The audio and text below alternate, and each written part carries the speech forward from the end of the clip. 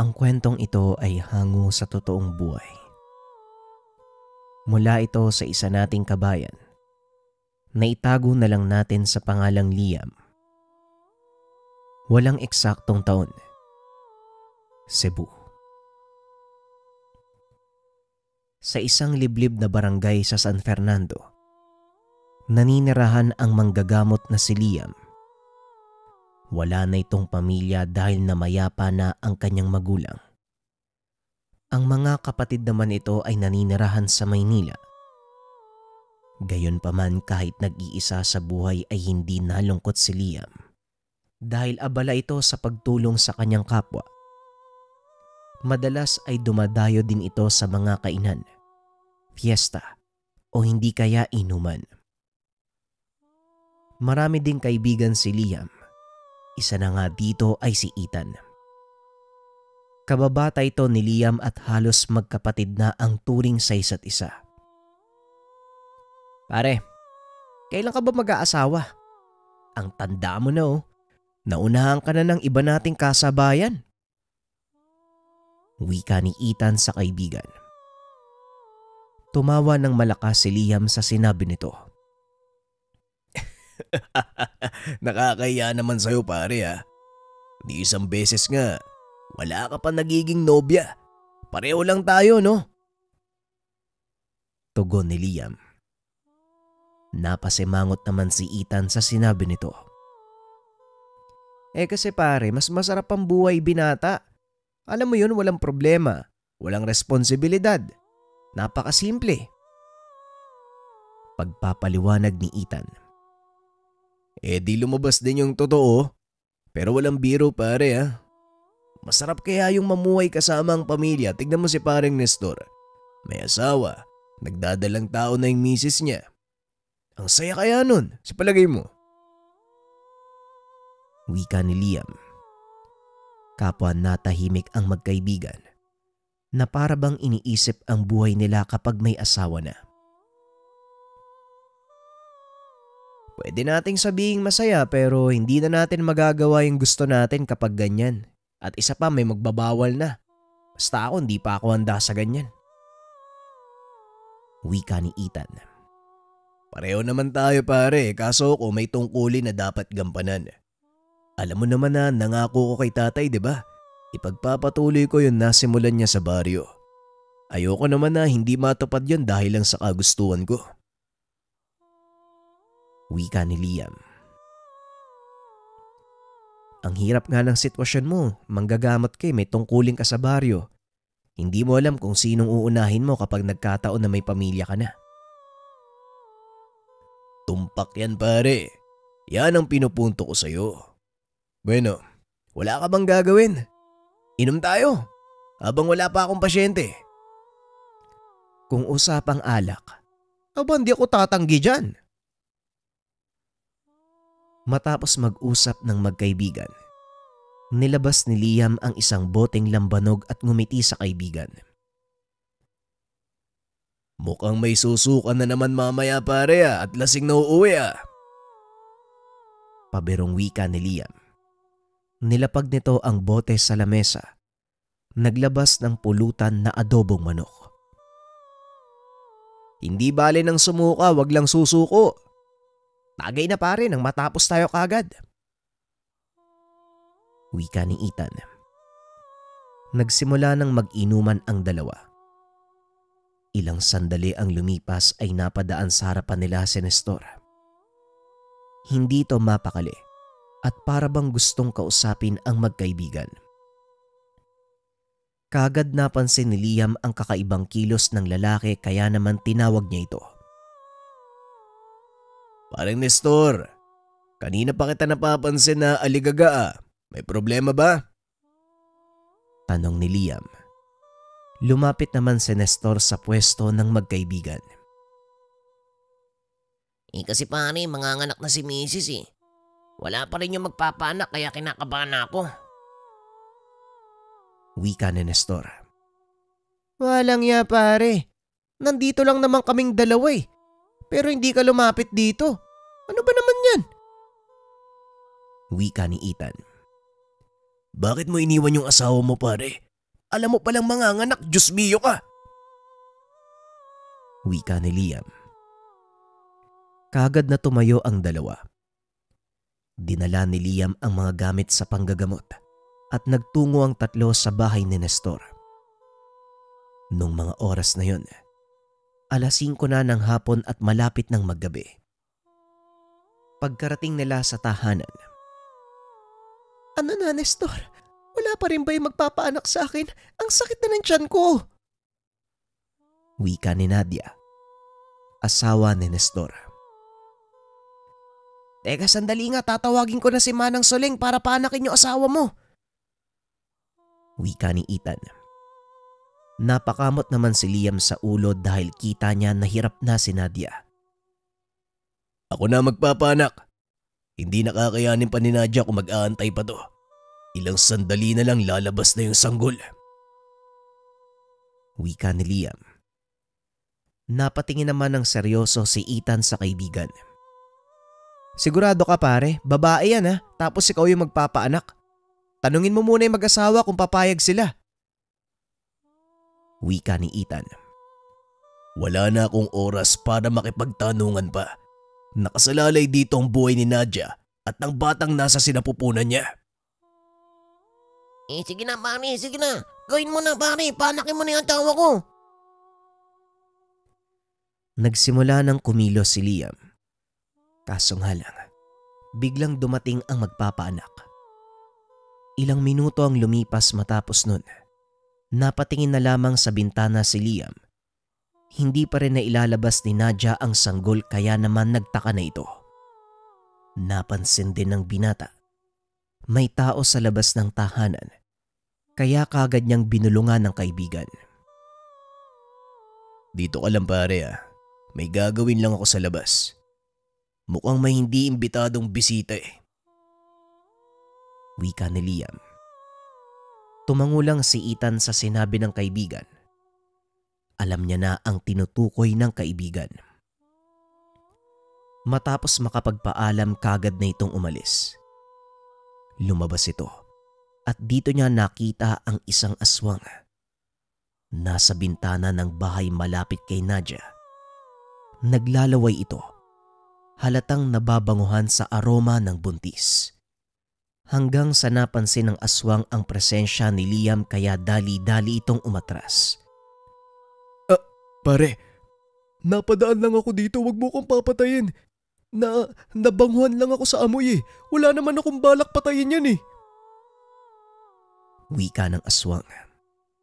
Kung wala kang balak na masama, sabihin mo sa akin ang pangalan mo para kung sakaling may mangyari sa mag-ina ikaw ang tutugisin ko. Wika ni Liam. Ako si Joeboy, taga kabilang baryo ako. Wala akong intensyong masama. Wika ni Joeboy. Kung ganon makakalis ka na.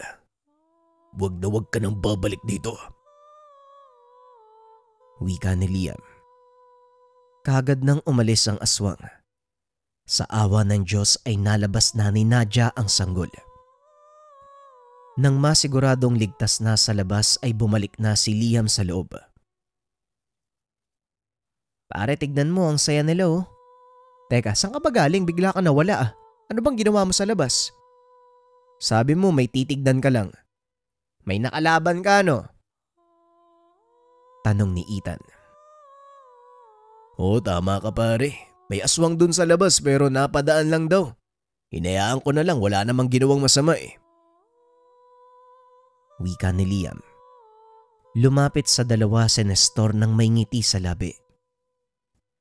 Pare, ninong kayo ha. Matagal ko na kayong sinabihan. Salamat dahil nandyan kayo ha, handang tumulong. Malusog ang junior ko. Wika ni Nestor.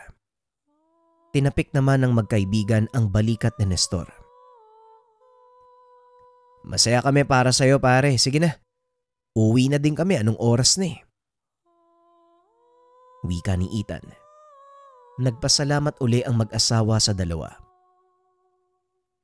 Nga pala pare, ito, pasod nyo sa anak nyo ha. Poprotektahan siya niyan sa anumang uri ng elemento. Habang nasa daanan ang dalawa, napag-usapan nila ang tungkol sa aswang na sinasabi ni Liam. Pare, sigurado ko bang hindi na babalik yung aswang na yun?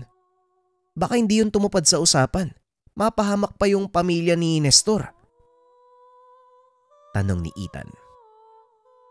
Tumupad man siya o hindi, ang mahalaga alam ko ang mukha at pangalan niya.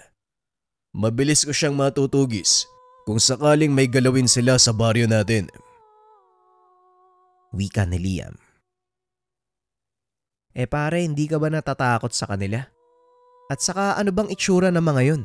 Hindi pa ako nakakakita eh. Hindi pa man nakakasagot si Liam. Bigla na lang may sumulpot sa harapan nila. Sugatan ito. Kaagad na kumilos ang magkaibigan lalo na nang marinig nila ang sigaw ng isang lalaki. Nang maabutan nila Liam ang aswang ay naghihingalo na ito. Ayan, ganyan. Ganyan ang itsura ng aswang. Nakakatakot pero sanay na ako. Wika ni Liam. Nilapitan nito ang aswang. Napag-alaman na wala ng buhay. Pare, patay na yata ito ah. Anong gagawin natin dyan? Mamaya tayong balikan yan. Wika ni Ethan. Kaagad na kinuha ni Liam ang bangkay ng aswang. Kumuha ng gas. Sinunog ang bangkay. Pare, bukas na lang natin ituloy yung inuman. Inaantok na ako. Ang daming nangyari ngayon. Wika ni Liam.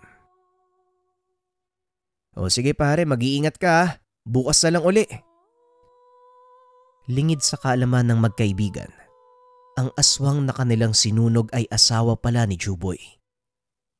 Kitang-kita ni Juboy kung paanong sinunog ang kanyang asawa at kahit nangako ito kay Liam na hindi na siya mangbibiktima ng kahit na sino sa baryo, nang galaiti ito sa galit. Mula ng araw na yon ay nag-umpisa si Juboy na mangbiktima ng mga buntis, sanggol, matatanda at kahit may sakit ay hindi niya pinatawad. Hindi na nito inisip pa ang sinabi sa kanya ni Liam dahil nais itong may pagigante ang asawa. Nung mga panong iyon, umalis naman si Liam sa probinsya dahil ng gabing manganak si Nadia. Tinawagan siya ng isa sa mga kapatid at kinakailangan ng tulong sa Maynila. Dali-dali namang lumuwas ang binata. Hindi sukat akalain ni Liam na ang dating matipuno at malakas na pangangatawan ng kanyang kuya ay bigla na lang nagbago. Kuya, buti nakarating ka. Hindi ko alam yung gagawin eh. Malubha na yung karamdaman ni Kuya Rocco. Wika ni Linden, bunso sa kanilang magkakapatid. Ano ba kasing nangyari? Bakit bigla na lang nagkasakit si kuya? Tanong ni Liam. Napayuko naman si Linden. Hindi ko din alam kuya eh. Umalis kasi ko dito. 1 linggo kami nagbakasyon ng mga kaibigan ko tapos nakatanggap na lang ako ng tawag na nasa ospital daw si Kuya Rocco. Kaya nga umuwi ako kagad para alagaan siya eh. 1 linggo pa lang ang nakakalipas. Ang laki ng pinayat niya, bumagsak yung katawan niya eh. Pagpapaliwanag ni Linden. Bakit naman inuwi mo kagad siya dito sa bahay? Ano bang sabi ng doktor? Tanong ni Liam. Si kuya kasi yung nagpumilit na uuwi daw siya kaagad. Alam mo naman yan, walang tiwala sa doktor eh. Kaya nga tinawagan kita. Ikaw na ang bahala kuya. Pagpapaliwanag ni Linden. Tumangulang si Liam sa sinabi ng kapatid. Binaba ang mga kagamitan at pinulsuhan ng kapatid. Sa palagay ko kinukulam si kuya. May alam ka ba o may kakilala ka? May nakaaway ba to si kuya? Sa palagay ko wala naman eh. Hindi ko alam kasi nga wala ako dito nung nagkasakit siya. Nagmulat ang mata ng kanyang kuya. Nakatitig lamang ito sa kanya. Natahimik si Liam. Nag-usal ng dasal at hinawakan ang ulo ng kapatid.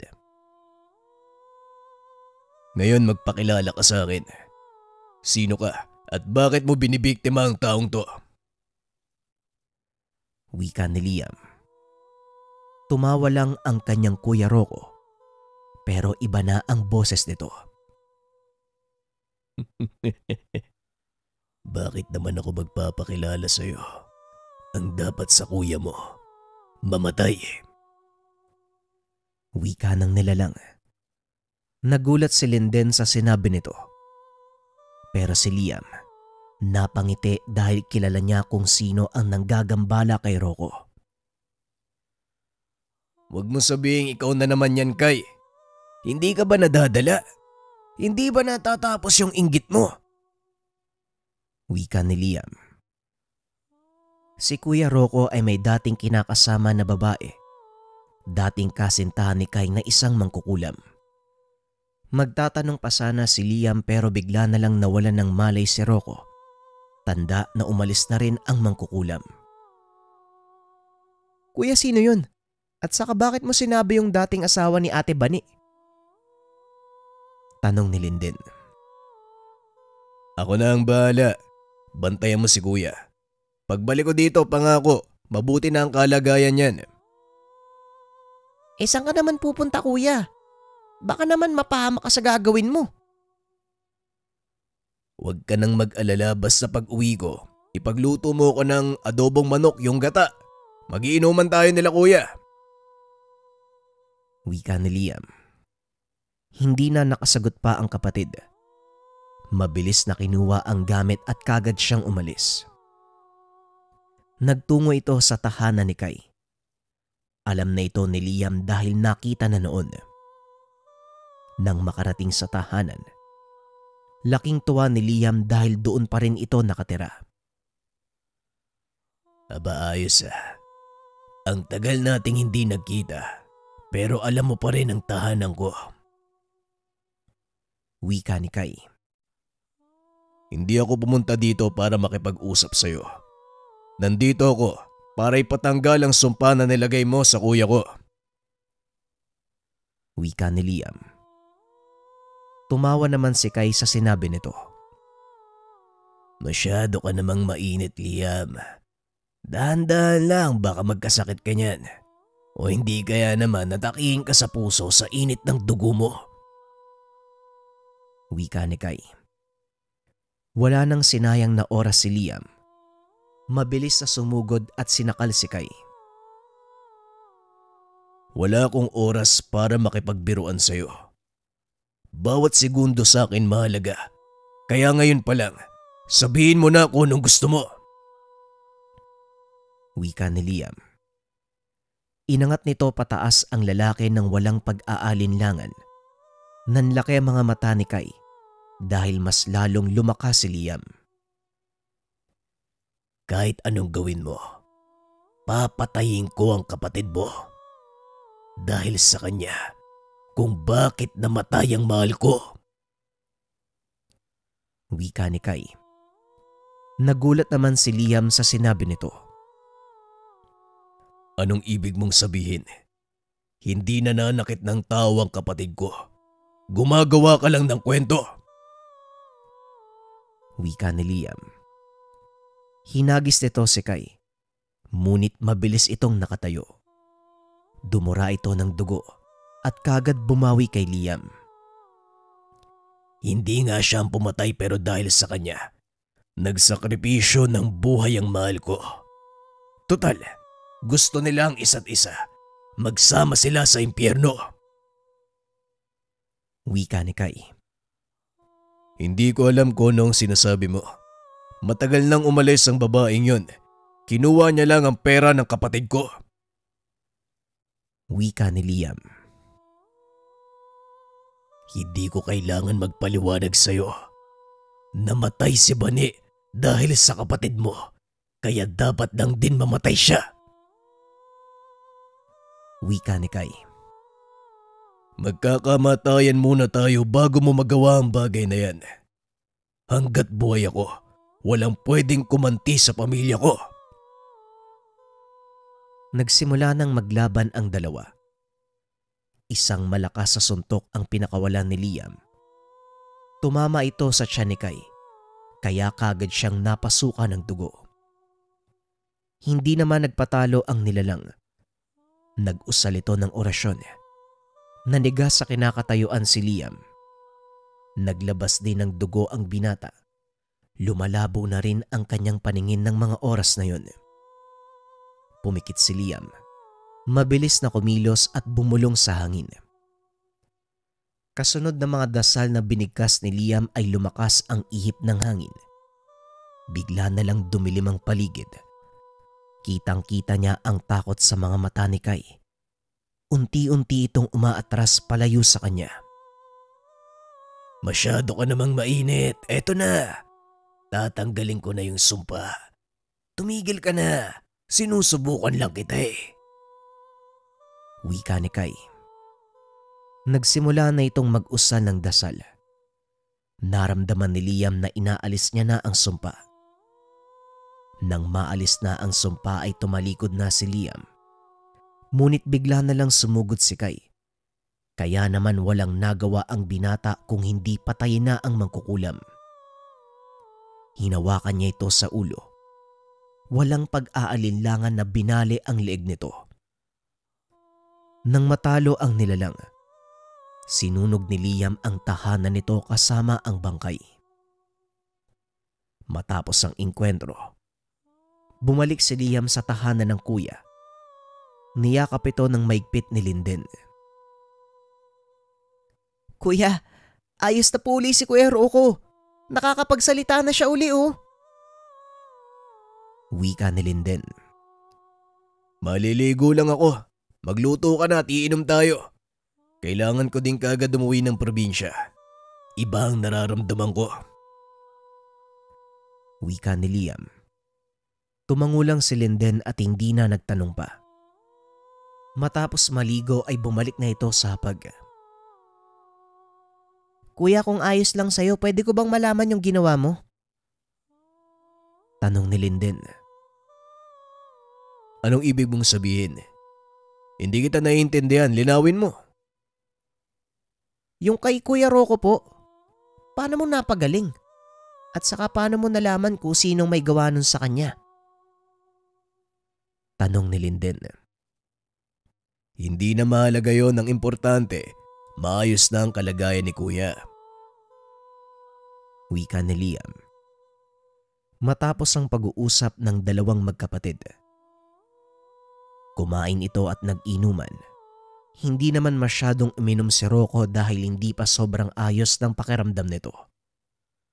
Kinabukasan, binigyan ni Liam ng pangontra ang kuya at bumalik na ng probinsya. Pag-uwi, maraming nagbago. Sinalubong kagad siya ni Ethan. Pare, saan ka ba nagpunta? Maraming nangyari dito sa atin. Kumalat ang balita na may aswang na pumapatay sa mga kabaryo natin, bata man o matanda. Ikaw lang yung inaasahan namin, saan ka ba nagpunta? Wika ni Ethan. Inasikaso ko kasi yung kapatid ko eh. At saka bukas na ang karawan mo, di ba? Anong ganap? Pagkatapos ng karawan mo, saka natin tugisin yung sinasabi mo. Wika ni Liam. Aba, ayos ah. Buti hindi mo nakalimutan. Siyempre hindi mawawala yung alak sa kakonting salo-salo, pero pare, seryoso ko ah. Yung aswang na kumakalat dito, kailangan mo yung pigilan. Huling wika ni Ethan. Tumango na lamang si Liam. Dala ng pagod sa biyahe ay nagpahinga muna ito. Iniisip kung sino ang maaaring salarin ng pag-atake sa kanilang baryo. Habang maimbing na natutulog, nakarinig si Liam ng malakas na kalabog sa bubong. Kaagad napatayo si Liam. Sinilip ang labas pero wala itong nakita. Inisip ni Liam na maaaring pusa o ibon lang ito. Kaya naman bumalik siya sa pagtulog. Kinabukasan kaagad nagpunta sa bahay ng kaibigan si Liam. Nakita niya si Ethan na abala sa pagluluto. Kaya naman tinulungan niya ito. Ilang oras ang lumipas. Inilagay na ang mga handa sa lamesa. Isa-isa nang dumating ang mga bisita. Nagbihis na muna ang magkaibigan dahil pawis na pawis sila. Pagkabalik ni Liam, marami ng tao sa lugar. Naging alerto naman si Liam. Pinagmasdan niya ang buong paligid. Lumapit ang isang matandang lalaki sa isang putahe at nilawayan ito. Nagtaka si Liam. Kaya naman kagad na nilapitan niya ang ulam nang makaalis ang matanda.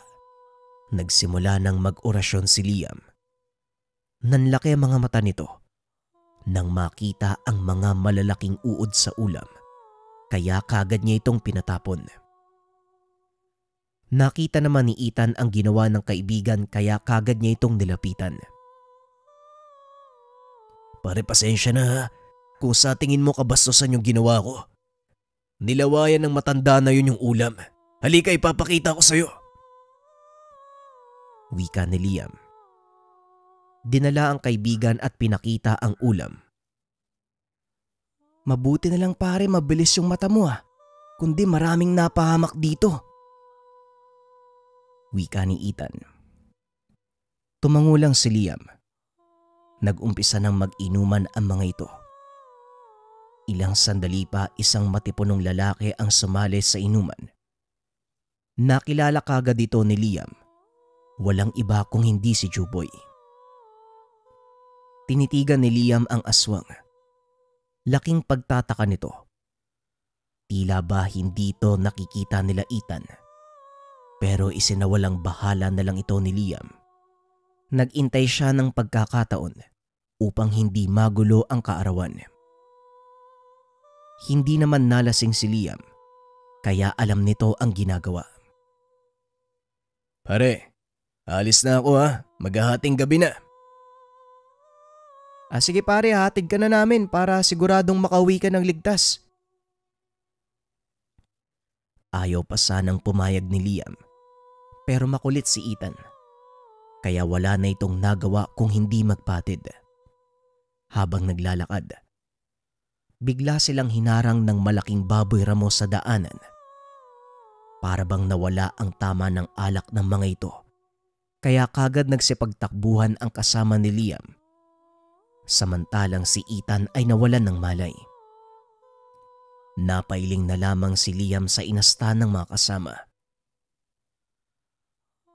Kahit na sa baboy ramo ka pang anyo, kilala kita, Juboy. Ikaw din yung matandang lalaki kanina. Wika ni Liam. Marunong sana akong tumupad sa usapan Kaso lang pinatay mo yung asawa ko. Wika ni Juboy. Asawa mo ba yung sinunog namin? Hindi kami ang pumatay sa kanya. Nakita lang namin yung bangkay niya. At para hindi magkaroon ng takot ang mga kababaryo kaya ako sinunog. Wika ni Liam. Huwag ka nang magsinungaling. Hindi mo na mababago ang isipan ko. Wika ni Juboy. Ang kulit naman ito. Bakit ba ako magsisinungaling? Bahala ka kung anong nasa isipan mo. Pero hindi ko hahayaan na may gambalain ka ba. Alam kong dadating ka kaya hindi na kita hinanap. Sumugod ang nilalang. Kinalmot ang pisngi ni Liam.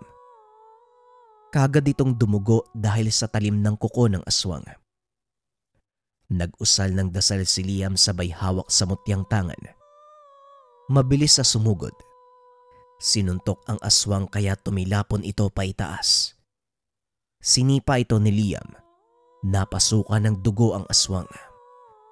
Sa bawat pag-atake ni Liam, kanya-kanyang ilagan ang ginagawa ng dalawa. Pero nagkamali ang nilalang ng hakbang, kaya naman napuruhan siya ng kalaban. Nang makakuha ng pagkakataon si Liam, pumwesto siya sa likuran ng aswang. Walang pagdadalawang isip na binali ang leeg nito.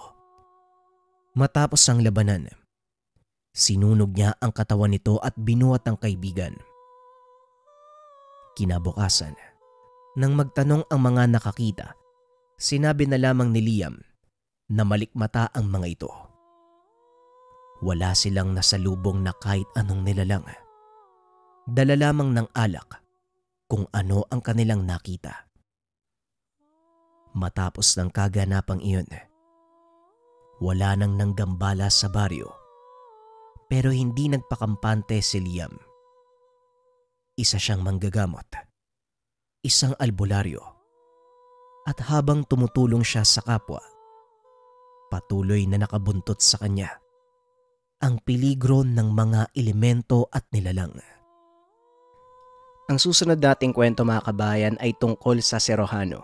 Ito'y dating kwento na mga kabayan na ninarrate ko uli. Iniba ko yung atake ng narration dito. Kung sakaling napakinggan na, pwedeng i-skip ang kwento. Ayoko lang mag-upload ng mabibitin kayo. Gusto ko saktong 1 hour eh. Huwag na mag-comment kung sakaling napakinggan na, i-skip na lang ang kwento. Yan lamang, huwag na nating patagalin pa. Simulan na natin ang storya. Ang kwentong ito ay hango sa totoong buhay. Mula ito sa isa nating kabayan na itago na lang natin sa pangalang Bisoy. Walang eksaktong taon. Magallanes Negros Occidental. Nang mga panong ito, naninirahan sa liblib na baryo ng Magallanes itong si Bisoy. Nagtatrabaho ang binata sa isang hasyenda bilang tagapangalaga ng taniman ng mangga. Kasama nito ang kaibigang si Pablo na mula naman sa probinsya ng Siquijor. Bagaman matalik na magkaibigan, misteryoso para sa kanya ang pagkatao ng kaibigan. Madalas itong nag-iisa at kung hindi kakausapin ni Bisoy ay hindi ito magsasalita. Pansin din ng binata ang mga suot nitong kwintas at kung ano-ano pang abubot sa katawan. At ang mas nakakapagtaka, ang ginagawa nitong tila ritual tuwing hapon matapos magtrabaho. Nagpupunta ito sa pinakagitna ng taniman, lumuluhod sa pinakamalaking puno ng bangga upang magdasal at mag-alay ng kung ano-ano. Ilang beses na itong nasaksihan ni Bisoy. Ngunit hindi siya nagkakaroon ng lakas ng loob upang magtanong kung para saan ang ginagawa ng kaibigan. May mga araw ding hindi ito nagpupunta sa taniman para magtrabaho. Lalo pa pag huling Biyernes ng buwan. Nananatili ito sa tahanan ng walang ginagawa. Kung minsan ay nakatulala lang sa altar nila sa bahay. Tay, di ba kayo pong nagdala dito kina Mang Carbo at Pablo? May alam po ba kayo tungkol sa kanila? Ang weirdo lang kasi. Matagal na kaming magkaibigan pero hindi ko pa rin malaman kung anong meron sa mga taong yun. Alam mo anak, hindi ko din gaanong kilalang mag-amay. Pero may mga naririnig akong sabi-sabi na may alam daw sa lihim na karunungan ng mga yan. Lihim na karunungan? Ano naman po yun? Ngayon ko lang ata narinig yung salita na yan eh.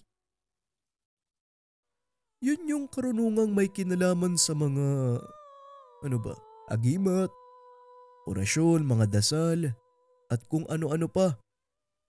Basta, hindi ko din gaanong mapaliwanag sa'yo kasi sa totoo lang, wala din naman akong alam sa mga ganong bagay anak. Kagad na itong nagpaalam dahil tanghali na. Kailangan nilang maglagay ng mga pataba sa mga mangga. Matapos kumain, umalis na din si Bisoy. Iba ang trabaho nito kung ikukumpara sa ama. Dahil silang dalawa naman ni Pablo ang nangangasiwa sa pagpapatubig at irigasyon ng buong taniman. Dinaanan nito sa tahanan si Pablo bago tumuloy sa pump house. Pagkarating ng dalawa, kagad pinaandar ng binata ang malaking makina panghigop ng tubig sa ilog. Ngunit ilang minuto lang ang nakakalipas. Simula nang paandarin ito ni Bisoy, mahina pa din ang tubig na dumadaloy sa mga tubo. Pablo, dito ka muna ah. Titignan ko lang muna yung mga tubo sa ilog. Baka nakalutang na eh. Hindi naman nagsalita si Pablo. Sa halip ay pinatay nito ang makina. tinignan kung may sira ba ang mismong bomba. Narating na ni Bisoy ang ilog at wala naman itong nakitang problema sa mga tubo. Nagpa siya itong bumaba sa tubig upang tignan kung may mga nakaharang sa pinakadulo ng tubo. Laking gulat nito nang may kung ano siyang nakapa. Dahan-dahan itong inangat. Nanlaki ang mga mata ng binata dahil patay na katawan ng isang tao ang tumambad sa kanya. Napasigaw si Bisoy na kaagad namang narinig ni Pablo. Dali-daling pumunta ang binata sa kinaroroonan ng kaibigan upang tignan kung ano ang nangyayari. Anong problema, Bisoy? Sino ang taong yan? Hindi ko din alam, Pablo eh. Halika, tulungan mo akong... Hindi na natapos ng binata ang sasabihin dahil nakita nitong wakwak ang tiyan ng bangkay. Wala na ang mga lamang loob. Halos masoka din si Bisoy dahil sa masangsang na amoy ng bangkay. Matapos maiahon sa pangpang, kagad tinawag ng binata ang ama at ang namamahala ng manggahan. Kinilala nito ang bangkay na isa sa kanilang mga gwardya. Ayon dito, 2 araw na itong hindi pumapasok at wala din ito sa kanilang tahanan. Maging ang asawa't anak nito, hindi rin alam kung saan siya nagpunta. Ano kaya ang dahilan ng pagkamatay ni Julio? Kawawa naman yung mga anak niyang naiwan. Kawawa yung pamilya niya. Nilapitan nito ang bangkay at inusisa ang sugat.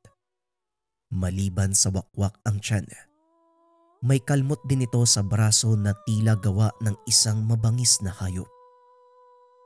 Tumayo si Mang Pablo at laking pagtataka ng mag-ama dahil bigla itong naglakad pa uwi nang walang sabi-sabi. Kita mo na, tay. Di ba sabi ko sa'yo, napaka-weirdo talaga ni Pablo. Ano kayang problema niyan? Oo nga anak, pero sa tingin ko, mukhang may alam ang kaibigan mo sa mga nangyayari. Hayaan mo na lang muna siya. Antayin natin. Ano pong ibig niyong sabihin, tay? Maaaring sila yung pumatay kay Mang Julio? Ano ka ba naman bata ka? Hindi yun ang ibig kong sabihin.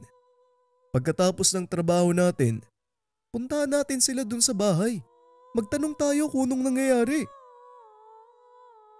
Pagsapit ng hapon kagaya ng napag-usapan, pinuntahan ng mag-ama si Pablo. Nakita nito ang tatay ng binata na naglalagay ng mga matutulis na bagakay. Naroon ito sa paligid ng tahanan. Samantalang si Pablo naman, nagsasabit ng baging ng makabuhay sa mga ginawang bakod ng ama. Paring Nestor, magandang hapon sa inyo. Mukhang abala kayo sa mga ginagawa ah. Ano bang problema? Oh, paring Simon. Ikaw pala eh. Napadalaw ka. Eh, wala naman. Napadaan lang. Nabalitaan mo na ba yung pagkamatay ni Julio? Yung bantay sa manggahan? Oo. Si Pablo ang nagsabi sa akin. Kaya nga naglalagay kami ng bakod ngayon eh.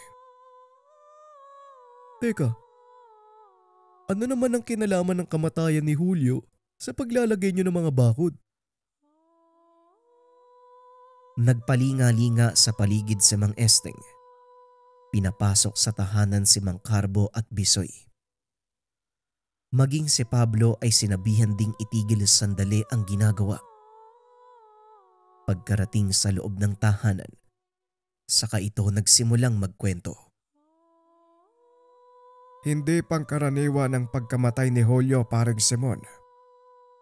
Hindi mo ba nakita ang mga sugat niya? Hindi gawa ng pangkaraniwang tao o mabangis na hayop. Tama si tatay. Aswang ang may kagagawan ng pagkamatay ni Mang Julio. Kaya kailangan nating mag-ingat. Nanlaki ang mga mata ni Mang Carbo at Bisoy sa sinabi ng mag-ama. Teka, anong aswang? Paano mo nasabing aswang yung may gawa nun, Pablo? Wala ka namang ebidensya. At saka aswang, naniniwala pa kayo sa ganun? Alam ko ang bakas na iniiwan ng mga aswang. Maraming beses na namin silang nakasagupa. Kahit nung daroon pa kami sa pinagmula naming probinsya. Nasa inyo kung paniniwalaan nyo mga sinasabi namin o hindi. Nagiging maingat lang kami. Kung aswang nga yung may gawa, saan naman ang gagaling yun?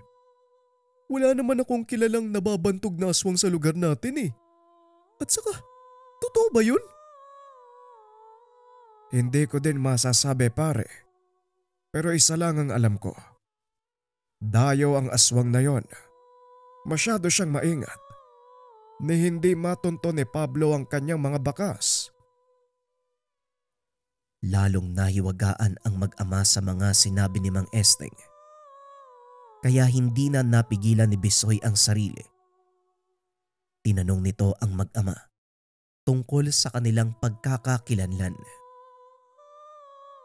Pwede niyo bang sabihin sa amin kung ano talaga kayo? Pasensya na po sa tanong ko ha. Nawiwirdoan na kasi ko. Napangiti si Mang Esteng. Kagad namang naupo si Pablo sa tapat ni Bisoy. Isa kong Serohano sa pinanggalingan naming probinsya. At tama ang sinabi ni Pablo. Hindi lang isang beses kami nagkaroon ng engkwentro sa mga aswang. Halos araw-araw ng buhay na ginawa ng Diyos. Mga kagaya nila ang nakakalaban at nakakasalamuha namin. Kaya kami sumama kay Mang Carbo dito sa lugar dahil gusto naming magkaroon ng normal na buhay kagaya ng karamihan sa mga tao. Hindi ko man lubos na uunawaan ang pagkatao niyong mag-ama. Pero nararamdaman ko, mabuti kayong tao, kaya sinama ko kayo dito. Wala ako sa lugar para husgahan kayo pare. Kaibigan mo ko at malaki ang tiwala ko sa iyo. Pinaliwanag din ni Mang Esteng ang totoo nilang pagkatao at kung ano ang ginagawa ng Serohano. Ang mga Serohano, uri ng manggagamot na ang kadalasang kargang gamit ay mga panglaban, kagaya ng mutya ng palos, mutya ng kidlat. May ilang Serohano din ang nagtatangan ng mga medalyon na kagaya ng San Benito, Sator Coronados, Infinito de Deus bilang kontra tigalpo o panglaban. Bisoy, kung nakikita mo ko na palaging nagdarasal sa malaking puno tuwing hapon, yun ay dahil kailangan kong pakainin ng dasal ang mga alaga kong mutya. Hindi ako nababaliw. Kailangan ko siyang gawin para pangalagaan ang mga tangan ko. Sabay pakita ng kanyang mga suot na mutya. Isa-isa nitong pinaliwanag sa binata kung ano ang mga ito at para saan gagamitin. Hindi ko maintindihan, Pablo. Pero astig. Hindi ko akalaing totoo pala yung mga kagaya nyo. Dati sa radyo ko lang naririnig yung mga ganyan eh.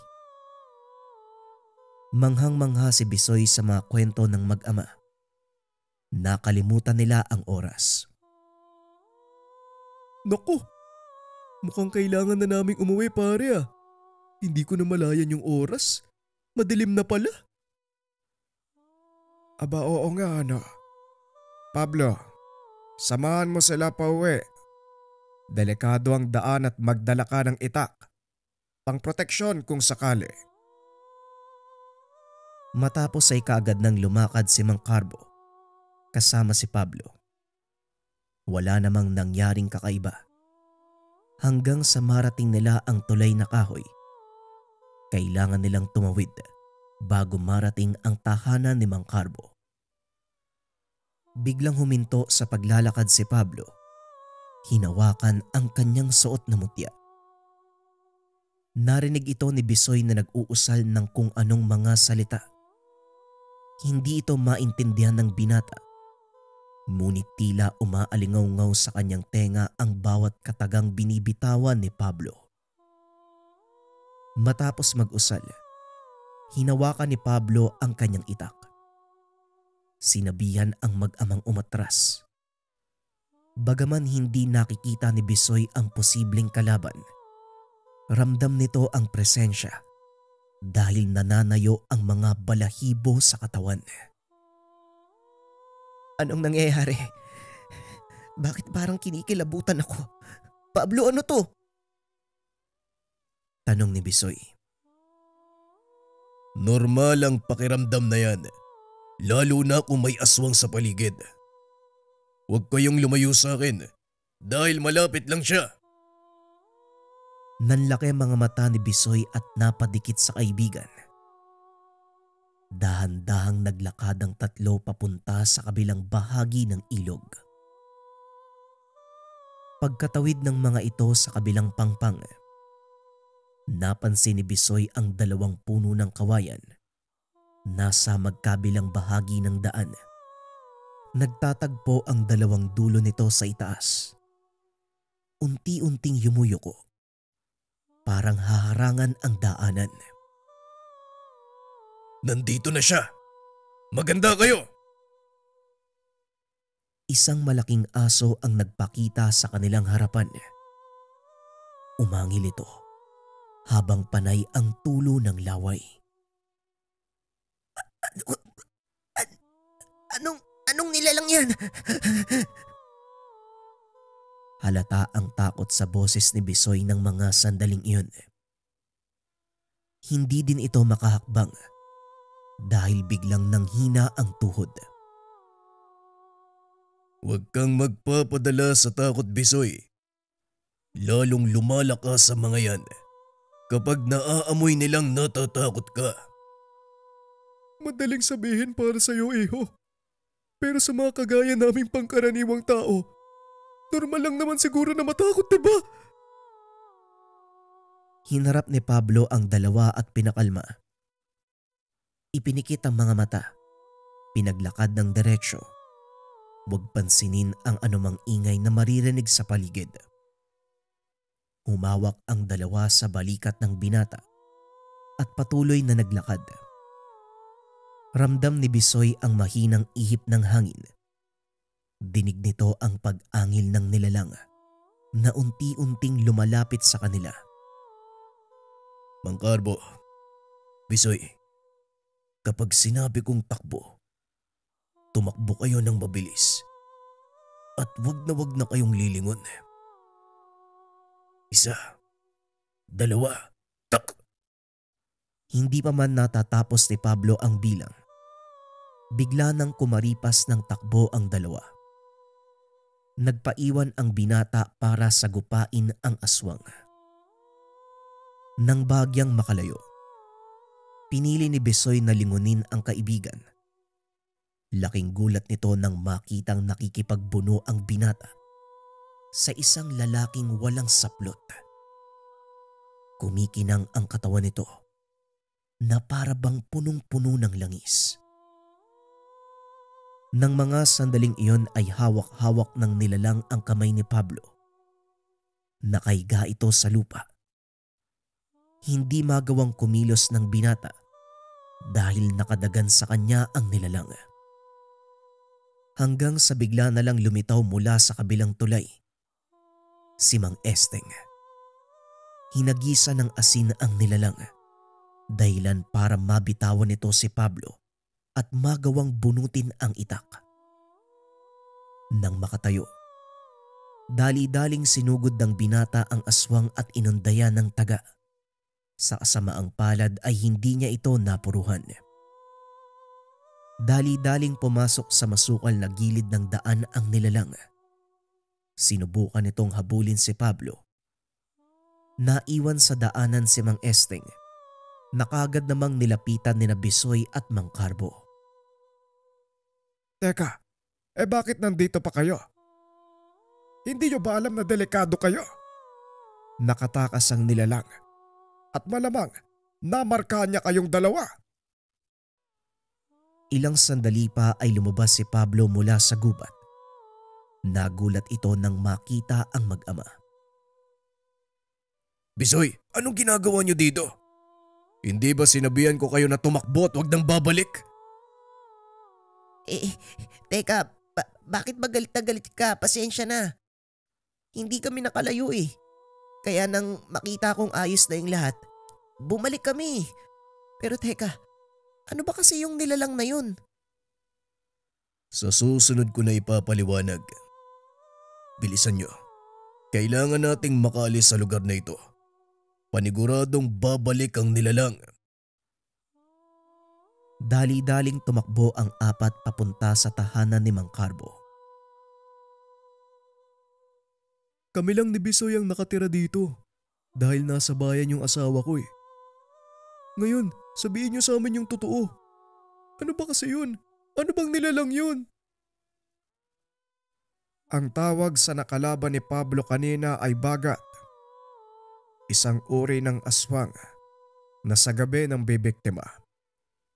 Ngunit ang nakakatakot sa pagpapakita ng nilalang na yon ay ang katotohanan kung may isang bagat. Malamang may malaking kawan ng mga aswang sa paligid. Kaunting kaalaman. Ang mga bagat ay uri ng aswang na nananalakay kapag gabi. Kadalasan silang matatagpuan sa mga sangandaan o hindi naman kaya sa mga tulay na malimit daanan ng mga tao. Pinipili nila ang mga bibiktimahin kagaya ng mga may hina, buntis o hindi kaya naman mga bata. At sinasabi ding sa oras sa may magpakitang bagat sa lugar, paniguradong maraming aswang ang naninirahan sa paligid. Balik tayo sa kwento. Paano niyo nasabi na maraming aswang dito? Nakakasigurado ba kayo? Pare, kagaya ng sinabi ko sa'yo, buong buhay ko, aswang at kung ano-ano pang nilalangang pinag-aaralan ko. Kaya alam namin ang kilos ng bawat lahi nila. Hindi lalakad ng mag-isa ang bagat. At kung nabiktima nila kayo, paniguradong marami pa ang susunod. Kung ganun, delikado para sa inyong umuwi pa. Dito na muna kayo magpalipas ng gabi. Sandali lang, maghahanda ako ng hapunan. Talagang magpapalipas kami ng gabi dito dahil delikado para sa inyong mag-ama ang maiwan ng walang proteksyon. Kaya bilisan mo na magsaing. Nagutom ako sa nangyari kanina eh. Napakamot na lang ng ulo ang binata. Kaagad na ding tumuloy sa kusina. Nagluto ito. Habang nag-aantay, napag-usapan ng mga ito ang nangyari. Ang buong akala ko, magkakaroon na tayo ng simpleng buhay dito. Pero mukhang tama ang lolo Anoy mo, Pablo. Mukhang hindi na mawawala sa atin ang marka ng mga aswang. Napabuntong hininga ang binata. Napagtanto nito ang sinabi ng ama. Mukhang ang wala tayong magagawa tay. Kaya nga sinabi ko din sa sarili ko, lalaban ako hanggat makakaya ko. Mula naman sa kusina ay sumingit ng tanong si Bisoy. Pero teka, may paraan ba para mapigilan sila? Napalingon si Pablo at tumugon. Meron, pero masyadong delikado. Kailangan matunto natin ang kanilang lungga at doon sila tatapusin bago pa man makapagpalit ng balat. May hina ang mga bagat sa araw. Tumango si Bisoy at muling nagtanong. Paano naman natin malalaman kung saan yung lungga nila? Sa pagkakataong ito, si Mang Esteng ang sumagot. Isang daan na tinatahak ng mga bagat Kung saan sila dadaan paglabas ng lungga, doon din sila dadaan pag bumabalik sila. Pero mahirap matunto ng mga daan dahil sila lang ang tanging nakakakita nito. Napagtanto ni Bisoy na imposibleng mahanap ang kuta ng mga aswang. Ngunit may naisip itong paraan. Kabisado kong pasikot-sikot na mga gubat dito sa baryo. Alam ko kung ano yung mga talagang nandoon na at kung ano yung bago sa paningin ko. Kaya naisip ko na suyurin natin ang gubat o hindi kaya naman abangan natin ang isa sa kanila. Magandang naisip mo. Pero paano natin susugurin ang mga yon? Isa pa nga lang, nanginginig na yung tuhod mo eh. Ano pa kaya kung buong kawan ng mga gutom na bagat ang makakasagupa natin? Biglang napakamot ng ulo si Bisoy. Dahil hindi nito maipaliwanag ang takot na nararamdaman kung sakaling makakarap nila ang bagat. Sa ngayon, ang pinakamahalaga, hindi na muna dapat nating alalahanin ang tungkol sa kanila. Siguradong may paraan para talunin o hindi kaya naman palayasin sila sa bayang ito. Mag-aantay lamang tayo ng tamang pagkakataon. Huwag tayong magmadali. Dahil isang maling galaw lang, maaari tayong mamatay. Kinabukasan maagang nagpaalam si Mang Esteng. Ngunit bago ito umalis ay binilinan nito sina Bisoy na huwag magpapaabot ng dilim sa labas ng bahay. Nangako din si Pablo na babalik pagsapit ng hapon upang turuan ang mag-ama sa mga dapat gawin. Kaagad naman nag-ayos si Bisoy upang pumunta sa trabaho. Naalala nitong ngayong araw ang pagpapaani nila ng mangga. Toka-toka ang anihan. Nataong sa tanimang binabantayan nilang dalawa ni Pablo ang simula ng pag-aani. Maraming tao ang nakikidayo upang magtrabaho sa manggahan sa ganung panahon. Maging ang mga tagalabas ng bayan ay nakakarating sa lugar. Dahil bukod sa perang ibinabayad sa kanila, pwede ding mag-uwi ng mga hinog na mangga. Kadalasang kilala na ni Bisoy at Pablo ang mga nakikidayo. Ngunit ng mga oras na yun, may ilang katao silang nakita at hindi pamilyar sa kanila ang mga ito. Ngayon ko lang nakita yung tatlong yun ah. Ay no, yung sa bandang dulo. Panay nga yung tingin yan sa atin eh. Naaalala mo ba yung mga yan, Pablo? Hindi pare. Siguro kasama lang yan ng mga namimitas. Wag mo na masyadong pansinin. May nararamdaman kasi ko eh. Parang malakas yung kutob ko na sila yung hinahanap natin. Napakunot ang noo ni Pablo sa sinabi ng kaibigan. Sandali lang pare ha. Paano mo naman nasabi yun? Hindi porket dayo aswang na. Pero pwedeng tama ka eh. Isang paraan lang para malaman. Kunin mo sa kubo yung garapon ng asin. Dali-dali namang lumakad si Bisoy. Pagbalik nito, dala niya ang isang garapon ng asin. Kumuha naman ng maliit na kutsilyo si Pablo at pasimpleng naglakad papunta sa tatlong kalalakian. Pagkarating doon, naupo ang binata sa tabi ng mga kaing puno ng mangga. Kumuha ito ng isang peraso. Kaagad niya itong binalatan at sinawsaw sa asin. Hindi ba bawal kumain ng mangga dito? Baka mapagalitan ka! Huwag kang maingay. Nangangasim ako eh. Eto, tikman mo. Sabay abot ng isang hiwa ng hilaw na mangga. Naglagay din siya ng asin sa palad. Laking gulat ng binata nang bigla itong nagalit. Pinagmasdang mabuti ni Pablo ang palad ng lalaki. Napangiti ito dahil kitang-kita niya ang pagkapaso ng balat mula sa asin. Mabilis na tumakbo ang binata pabalik kay Bisoy na kunwari ay natakot na saktan ng lalaki. Ano? Tama ko, di ba? Aswang nga sila, ano? Wika ni Bisoy. Oo pare, tama ka nga. At mabuti na isip mo yun, no? Sa ngayon, tandaan mo ang pagmumukha ng tatlong yan. Paniguradong may dahilan sila sa pagpunta dito. Nagpatuloy sa pagtatrabaho ang dalawa.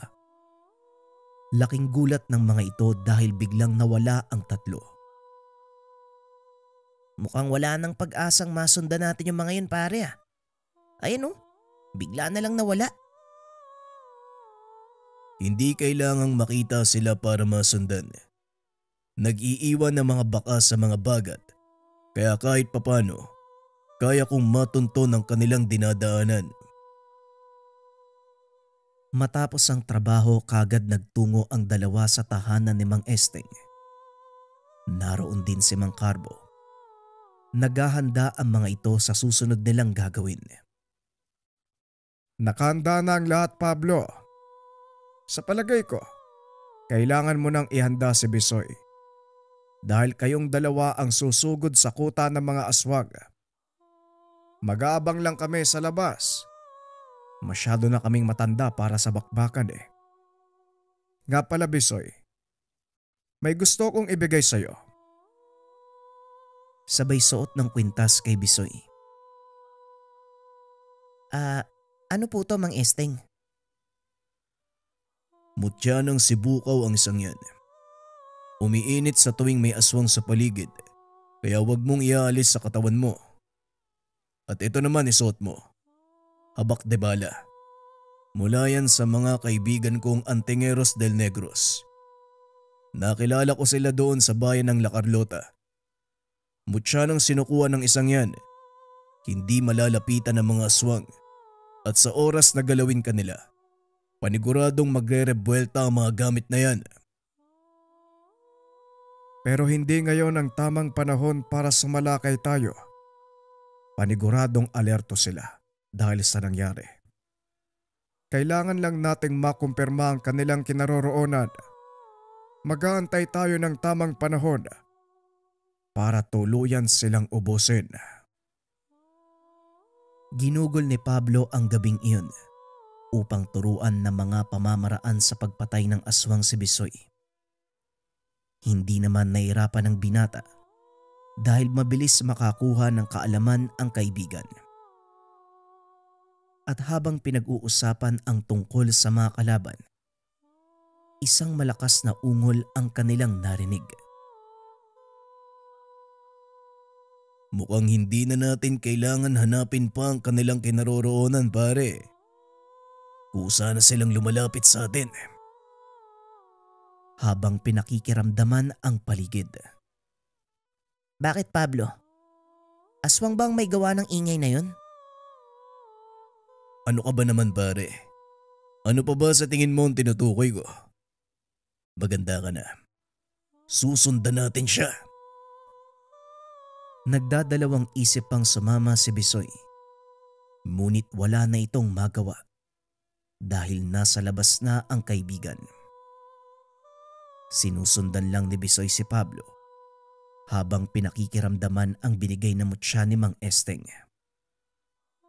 At habang papalayo sila sa tahanan ng kaibigan, unti-unti nitong nararamdaman na umiinit ang mutya. Pablo, parang kakaiba yung pakiramdam ko sa mutya ah. Umiinit eh. Di ba sabi ni Manong, kapag may aswang sa paligid, umiinit to? Oo pare, nararamdaman mo siya. Huwag ka lang magpapalata na alam mo na. Pag sinabi kong dumapa ka, gawin mo. Bigla nitong sinabihan ng kaibigan na dumapa. Mula sa likod ng dalawa, tumalon ang isang malaking nilalang. Hindi ito gaanong maaninag ni Bisoy dahil napakadilim ng paligid at tanging ang liwanag mula sa buwan lang ang nagsisilbi nilang ilaw. Dali-daling tumayo ang dalawang binata. Bumunot ng itak ang mga ito. Nag-antay ng susunod na gagawin ng aswang. Kagaya ng inaasahan, tumakbo ang nilalang at dali-dali itong sinundan ng dalawa. Pumasok ito sa masukal na bahagi ng gubat papunta sa bangin. Biglang napahinto ang dalawang binata. Nakita mula sa kinakatayuan nila ang tumpok na mga kubong iniilawan ng sulo. Hanggang dito na lang tayo, pare. Nakikita mo ba yung mga bahay na yan? Diyan sila naglulungga. Kaya tara na. Kailangan malaman nila tatay ang nakita natin. Matapos ay dali-dali nang bumalik ang dalawa. At sakto namang papaalis si Mang Esteng nang dumating sila sa tahanan. Saan ba kayo nagpunta? Pablo, muli ka na namang sumaway sa mga utos ko. Pasensya na po, tay. Pero hindi naman nasayang ang pagod ko. Nahanap namin ang pinaglulunggaan ng mga aswang. Ay nako, kahit na. Paano kung napahamak kayong dalawa doon? Alam ko po yun, tay. Kaya pasensya na po kayo. Hindi na po mauulit. Pinagbawalan ni Mang Esteng na lumakad mag-isa si Pablo. Dahilan para maantala ang kanilang pagsalakay sa kuta. Hindi mapakali si Pablo dahil inakala niyang ito na ang pagkakataon para tuluyang matapos ang kanilang problema. Ngunit napagtanto nito na kahit maubos pa nila ang mga aswang doon sa lugar, alam nilang may darating pang iba. Hindi ko alam kung paanong aalisin ang marka ng aswang sa akin. Habang buhay nila kaming susundan dahil dito eh. Sabihin mo nga sa akin, pare. Paano bang napunta sa'yo yung marka ng aswang na yan? At dahil walang magawa ang dalawa, pinili na lang nila Pablo na isalaysay ang totoong nangyari sa kanilang ama nung nasa Siquijor pa sila. Bata pa nang mangyari ang sakuna sa kanilang pamilya. Sinalakay ng mga rebelde na naging dahilan ng kamatayan ng ina at kapatid ni Pablo. Dahil sa kaganapang iyon, isinumpa ni Mang Esteng na gaganti siya sa mga pumatay sa kanyang mag-ina. Kaya humingi ito ng tulong sa isang aswang. At bilang kapalit, minarkahan nito si Pablo na noon ay isa pa lamang sanggol. Ayon sa aswang, kukunin nito ang bata sa oras na sumapit ang wastong edad. Dumating ang panahong iyon, ngunit hindi pumayag si Mang Esteng at gamit ang pinagkaloob na lakas, pinatay nito ang aswang na nagmarka sa kanyang anak. Bago pa man malagutan ng hininga ang aswang, isinumpa nitong hahabulin ng lahat ng lahi ang binata kahit saan man siya magpunta. Kaya naman pala. Ngayon mas nauunawaan ko na kung bakit ka nagkakaganyan. Sige, sasamahan kita kaibigan. Kahit anong binabalak mo, hindi kita iiwan. Maraming salamat, Bisoy, pero hindi ko maaaring suwayin ang utos ni tatay. Ginagalang ko ang mga desisyon niya. Mas mabuti nga sigurong maganda na lang tayo at mag-antay na sumugod sila sa atin. Nanatiling gising ang dalawa hanggang sumikat ang araw. Laking pasasalamat naman ni Mang Esteng na walang nangyaring kakaiba ng gabing iyon. Alam kong wala kayong tulog kagabi, kaya maiwan kayong dalawa dito at magpahinga. Kami na ni pare ang bahala sa manggahan. Sumang-ayon naman ang dalawang binata dahil kampante ang mga itong ligtas ang dalawang matanda. Gabi kung sumalakay ang mga bagat, kaya wala silang dapat ipag-alala. Kaso nga lang ito ang kanilang malaking pagkakamali. Lingid sa kaalaman ng dalawang binata na may masamang mangyayari sa kanilang mga ama. Pagsapit ng hapon ay nagising si Bisoy. Napansing hindi pa nakakauwi ang dalawang matanda. 5:00 na ng hapon ng mga sandaling iyon at dapat nasa tahanan na ang mga ito.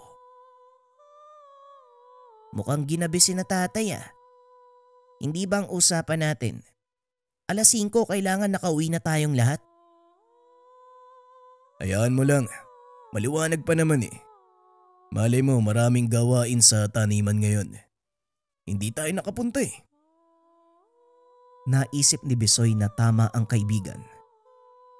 Ngunit 1 oras na ang lumipas ay hindi pa rin dumadating ang dalawang matanda. Dito na nagsimulang mag-alala ng husto si Bisoy. Dali-dali itong naganda upang puntahan ang dalawang matanda.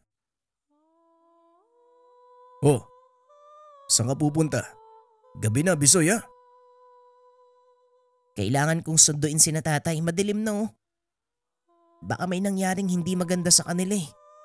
Naku Diyos ko, wag naman sana. Kaagad ding nag-ayos ng kagamitan si Pablo upang samahan ang kaibigan. Tara pare, mukhang hindi nga maganda nangyari. Dali-dali nilang binaybay ang daan papunta sa manggahan. Hindi pa man sila nakakarating. Napansin na ni Pablo ang biglaang pagbabago sa paligid. Huminto ang tunog ng mga kuliglig at bagyang umalinsangan ng hangin. Maging si Bisoy, unti-unti nang nakakaramdam ng panghihilabot.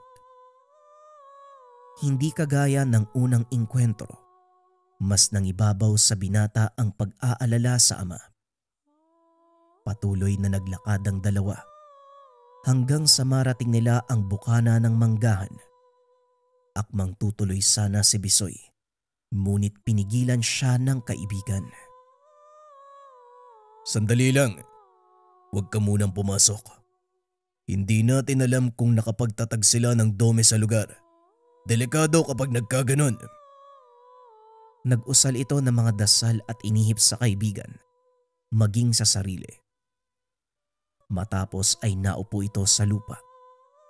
Inilapat ang kamay habang patuloy sa pagsambit ng mga hindi maunawaang salita. Maya-maya pa ay tumayo na ito. Inaya ang kaibigang tumuloy sa paglalakad. Unti-unti na ding lumalakas ang presensya ng mga aswang. Alam ni Pablo na hindi ito napapansin ni Bisoy. Minabuti niyang wag sabihin dahil baka mataranta ang kaibigan. Ang lugar na kinaroroonan ng dalawa, ang pinakagitna ng taniman. Napapaligiran sila ng naglalakihang mangga at ang gilid nito ay gawa sa bakod na may mga matutulis na tali. Makitid ang daan na halos kasya lang ang isang sasakyan. Dire-diretso din ito papunta sa ilog kung saan nila naranasan ang unang engkwentro sa mga bagat. Ilang sandali pa ay biglang may gumalaw mula sa puno. Nanlaki ang mga mata ni Bisoy nang makita kung sino ito. Bisoy! Pablo! Tulungan niyo si Esteng, bilisan niyo! Napapaligiran siya ng mga aswang! Hindi nagdalawang isip si Pablo. Dali-dali itong tumakbo papunta sa direksyong itinuro ng matanda. Samantalang si Bisoy naman ay naiwan upang tulungan ang ama. Ngunit napansin ng binata, tila merong kakaiba sa kanya. May nag-iisang palatandaan ang binata sa ama. Ito ang malaking balat sa kanang braso. Hawak-hawak nito ang kanang kamay ni Mang Carbo. Napagtanto, wala ang balat sa braso nito. Hindi nagpalata ang binata. Marahan niyang hinila patayo kung sino man ang nagkukunwaring ama at walang pagdadalawang isip na sinaksak.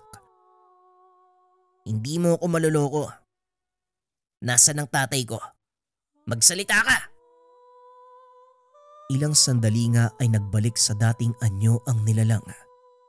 Nagulat si Bisoy dahil ito din yung lalaking nalagyan ng asin sa palad. Matalas talaga ang isip mo, pero wala ka nang magagawa. Sa oras na to, paniguradong nilalapa na siya ng mga kasamaan ko. At ikaw naman, hindi na rin magtatagal. Matutuntun ka ng mga kasamaan ko. Binunot ni Bisoy ang patalim na nakasaksak sa katawan nito. Itinarak sa liig dahilan para tuluyan itong mamatay. Matapos ay kaagad ding sinundan ng binata si Pablo. Ilang sandali pa nakita nitong nakikipagbuno ang kaibigan sa dalawang aswang. Samantalang si Mang Carbo naman nakatago sa likod ni Mang Esteng habang nakikipaglaban. Kumuha ng buwelo ang binata at nang makahanap ng tiyempo, dali-dali itong sumugod papunta sa isa sa mga kalaban ni Pablo. Laking gulat ng kaibigan dahil bigla na lang tumalsik ang isa sa mga aswang at nang tignan nito kung sino ang may gawa, nakita ng binata si Bisoy. Mabilis ding umatras ang isa pang aswang. Ayos ka lang ba pare? Oo, ayos lang ako. Pasensya ka na ha. Hindi ako nakapag-isip ng maayos kanina eh. Paano mo pala nalaman na hindi si Mang Carbo ang lumapit sa atin? Simple lang. Mas kilala ko ang tatay ko kesa sa kahit kanino. Matapos ay muling sumugod ang mga aswang. Sa pagkakataong iyon napapaligiran sila ng 5 sa mga ito. Nabawasan na namin ni tatay ang bilang nila. Ang ilan sa kanila ay tumakbo. Pero hindi din magtatagal ang mga yon. Malubha na ang tama nila. Walang aswang ang gumagaling sa tama ng itak namin ni tatay. Kung ganon, tapusin na natin to pare. Hindi makapaniwala si Pablo sa ipinapakitang katapangan ng kaibigan. At dahil naramdaman ng mga aswang na mas malaking panganib ang dalawang binata, hinayaan ng mga ito si Mang Carbo. Kakaiba din pala ang tapang niyang anak mo pare ah. Ang buong akala ko noon, lampas si Bisoy. Pero tignan mo, nakikipagsabayan siya sa anak ko. Partida ha, wala pang sapat na kaalaman yan. Likas ang katapangan ng anak ko. Lumalabas lang yan kung kailangan. Matalinong bata si Bisoy. Alam niya kung kailan susugod at kung kailan aatras. Habang pinagmamasdan ang mga anak nilang nagtutulungan para talunin ang mga kalaban. Sunod-sunod na pag-atake ang ginawa ng mga kalaban, ngunit nagagawa itong sabayan ng dalawa hanggang sa unti-unting nauubos ang bilang nila. Nang mapagtanto, nagpa siyang tumakas ang dalawang natitira. Hayaan ba nating mabuhay yung dalawang yan? Sa tingin ko pare, hindi. Ano pang kinukupad-kupad mo dyan? Tara, habulin na natin. Dali-daling sinundan ng mga ito ang dalawang nakatakas. Sugatan na ang mga ito, kaya medyo bumagal na din ang kilos nila. Ilang minuto pa ay naabutan ng dalawang binata ang mga aswang, ngunit nagkahiwalay ang mga ito. Kunin mo yung nasa kanan, akin naman yung nasa kaliwa. Agad namang sinundan ang isa sa mga aswang. Ganon din ang ginawa ni Bisoy. Naghabulan ang mga ito sa loob ng taniman ng mangga hanggang sa makarating sa pangpang. Kapwa nagtagpo ang landas nilang 4 sa lugar kung saan naganap ang una nilang engkwentro. Walang pagdadalawang isip, sinugod ng dalawang binata ang mga aswang. Bagaman nanlalaban, Wala na itong magawa sa talas ng mga sandata ni Bisoy at Pablo. Dito na kayo mamamatay. At ito na din ang huling beses na aapak ang lahi nyo sa lupaing ito.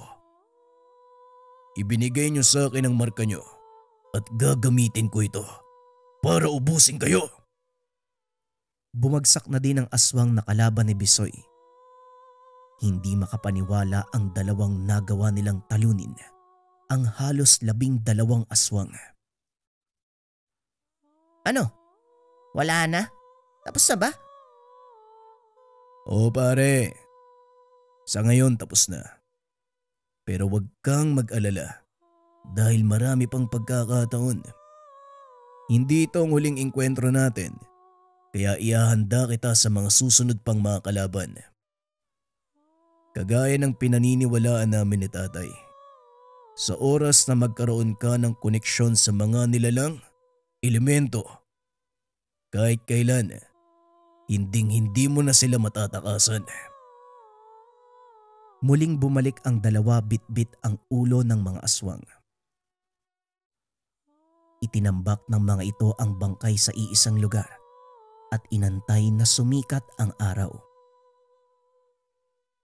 Nang tamaan ng liwanag ang katawan ng mga aswang, kaagad itong natupok. Dahil namatay ang mga ito, na nakalantad ang totoong anyo. Matapos ang kaganapan, muling natahimik ang paligid.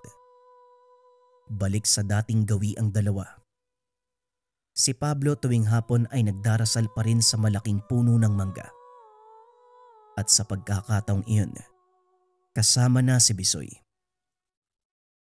Tuluyang niyakap ng binata ang pagiging antingero at hindi naman ito tinutulan ni Mang Carbo.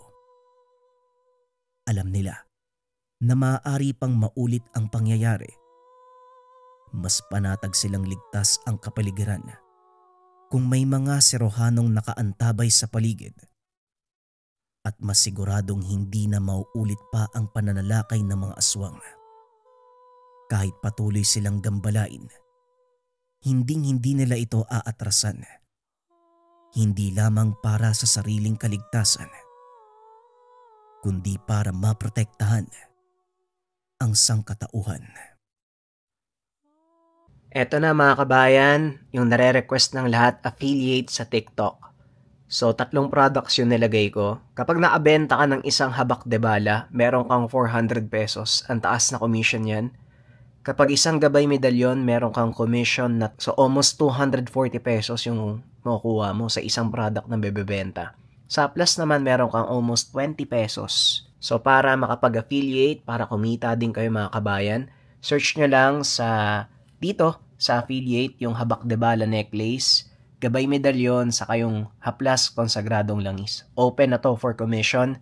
Pwede na kayong gumawa ng videos nyo kung naka-order kayo. Pwede nyo nang ilagay sa yellow basket nyo. So good luck mga kabayan sa inyong pagtitinda. Binuksan ko na para pati kayo pwedeng kumita.